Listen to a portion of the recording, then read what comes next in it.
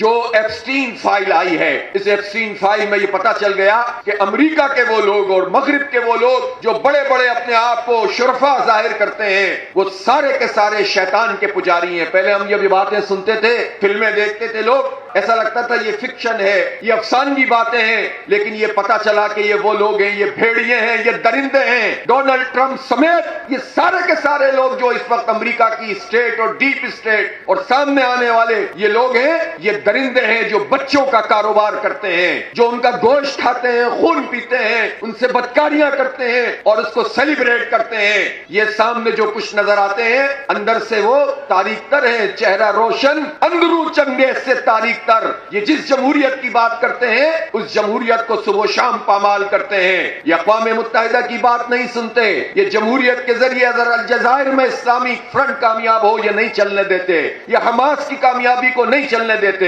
یہ اخوان المسلمین کو نہیں چلنے دیتے۔